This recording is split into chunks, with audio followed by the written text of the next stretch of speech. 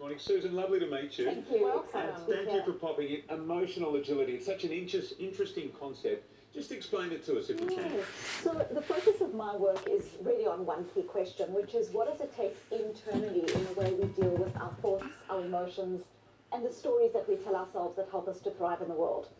Because what we know is that how we deal with ourselves inside drives everything, every aspect of how we love, how we live, how we parent, and how we lead. And emotional agility is a set of skills that allows us to be in healthy relationship with ourselves. Viktor Frankl described this powerful idea in the Nazi death camps that between stimulus and response, there is a space. And in that space is our power to choose, and it's in that choice that comes our growth and freedom. And so often what we do is we don't have any space. We feel undermined in a meeting and we shut down, or we are stressed and so we yell at our kids. And emotional agility is the skill set that allows us to bring ourselves with greater intention and values to our lives.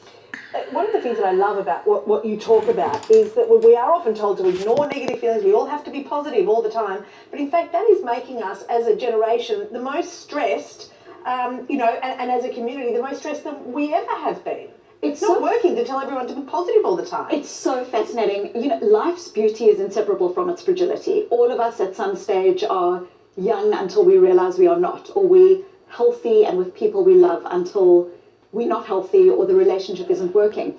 And so the only certainty in all of our lives is uncertainty. And when we only develop skills that really focus on minimizing or pushing aside our difficult emotions, we don't learn the capacity to deal with them. Depression is now the single leading cause of disability globally, outstripping cancer, outstripping heart disease. And so it's interesting, when we push aside our difficult emotions, we struggle to learn from them. We don't make effective changes to our situations. And there's this fascinating effect that we've all experienced in some ways, which is if someone tells you that there's a chocolate cake in the refrigerator, and you are not allowed to eat it, all you want is that chocolate cake. And so we know that this advice to just push aside difficult emotions and thoughts actually leads psychologically to what we call amplification, where those thoughts actually come out and you say things that you didn't mean at the dinner table. And so there's this really negative impact that comes about through this advice. So, Susan, I know you've got 4 steps to become emotionally agile. Talk us through those if you can. Well, in my book, Emotional Agility, I talk about them very practically, but fundamentally, the first is what I call showing up. And this is the idea that so often we become, because we live in a society where being positive has become almost a new form of moral correctness. People with cancer are automatically told to be positive, boys not to cry. So the first really important part of emotional agility is to accept and to become more willing of our experience of difficult emotions. The second is recognizing that emotions are data that are really helpful to us, but they're not directions. Because I feel upset, I don't have to act out on my being upset, and there are practical steps that help with this. The third is starting to connect more with the heartbeat of our own why. What is our values here? Who do we want to be? And then the fourth is moving on. How do we make values-aligned changes to our habits and to the way we bring ourselves to our world? It's not an easy process, but if people can just do one thing now, what would it be?